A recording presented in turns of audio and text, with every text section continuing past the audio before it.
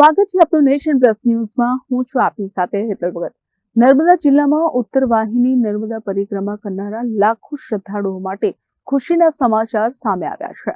ભરૂચ જિલ્લા ભાજપ પ્રમુખ અને પરિક્રમા સમિતિના આયોજક પ્રકાશ મોદીની રજૂઆતને પગલે રાજ્ય સરકાર દ્વારા 302.40 કરોડ રૂપિયાના ખર્ચે 2 નવા પુલ બનાવવાની મંજૂરી આપવામાં આવી છે। માં નર્મદા ઉત્તર વાહિની પરિક્રમા સેવા સમિતિના આયોજક પ્રકાશ મોદીએ વર્ષ 2023 અને 2024માં વડાપ્રધાન અને મુખ્યમંત્રીને આ અંગે રજૂઆત કરી હતી। ચૈત્ર માસ દરમિયાન યોજાતી આ પરિક્રમામાં લાખો ભક્તો ઉમટી પડે છે, જેમને નદી ઓળંગવા માટે હોડીઓ પર નિર્ભર રહેવું પડતું હતું। શ્રદ્ધાળુઓની સલામતી અને કાયમી સુવિધા માટે કરવામાં આવેલી આ માંગણીને ધ્યાને રાખી મુખ્યમંત્રી ભૂપેન્દ્ર પટેલે આ મહત્વપૂર્ણ નિર્ણય લીધો છે। આ પ્રોજેક્ટ અંતર્ગત 2 મહત્વના ઘાટ પર પુલ બાંધવામાં આવશે। રેંગણ ઘાટથી રામપુરા ઘાટને જોડતા પુલ માટે રૂપિયા 123.13 કરોડ મંજૂર કરવામાં આવ્યા છે, જ્યારે શહેરાવ ઘાટથી તિલકવાડા ઘાટને જોડતા પુલ માટે રૂપિયા 179.27 કરોડ ફાળવવામાં આવ્યા છે। આ નવા પુલોના નિર્માણથી પરિક્રમાનો રૂટ 17 કિલોમીટર જેટલો ઘટી જશે અને પરિક્રમાવાસીઓને હોડીની હાડમારી કે મગરના ભયમાંથી કાયમી મુક્તિ મળશે। આ મોટી ભેટ બદલ પ્રકાશ મોદીએ વડાપ્રધાન અને મુખ્યમંત્રીનો આભાર વ્યક્ત કર્યો છે। અગાઉ જ્યારે 2020-21માં માત્ર 4 બોટ હતી અને તે વખતે પણ ખૂબ જ અફરાતફરી સર્જાયેલી અને અમે તે વખતે માનનીય મુખ્યમંત્રી શ્રી પાસે અને માનનીય પ્રધાનમંત્રી શ્રીને રજૂઆત કરી હતી લેખિતમાં કે આ રૂટ પર બ્રિજ બનાવવામાં આવે કે જેથી પરિક્રમાવાસીઓ બ્રિજ પાર કરી બ્રિજ પર ચાલીને પાર કરી અને નર્મદા પરિક્રમા પૂર્ણ કરી શકે।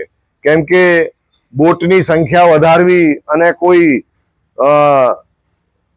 કંઈ પણ મુસીબત ઊભી થાય, કોઈ મોરબી જેવી દુર્ઘટના ના ઘટે એ માટેની અમારી રજૂઆત હતી। 2023માં પણ અમે લેખિતમાં માનનીય મુખ્યમંત્રી શ્રી અને માનનીય પ્રધાનમંત્રી શ્રીને લેખિતમાં રજૂઆત કરી કે શહેરાવથી તિલકવાડાનો અને રેંગણથી રામપરાના બંને રૂટ પર બ્રિજ બનાવવામાં આવે। 2025માં પણ અમે ફરી રજૂઆત કરી અને અમારી આ રજૂઆતને ધ્યાને લઈ માનનીય મુખ્યમંત્રી શ્રીએ 2 નવા બ્રિજનું બનાવવા માટેની જે જાહેરાત કરી છે 302.40 કરોડના ખર્ચે શહેરાવથી તિલકવાડા અને રેંગણથી રામપરા ના જે બ્રિજની જાહેરાત આ 2 દિવસ પહેલા જ કરી અને એના માટે સમગ્ર નર્મદા પરિક્રમાવાસીઓ અને ગુજરાત, મહારાષ્ટ્ર અને મધ્યપ્રદેશના લોકોને વિશેષ આનંદ થયો છે।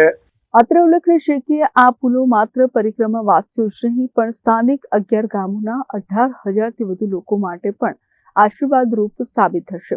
તિલકવાડા, વાસણ, રેંગણ, માંગરોળ અને શહેરાવ જેવા ગામોના લોકોને અવરજવર માટે સુગમતા રહેશે।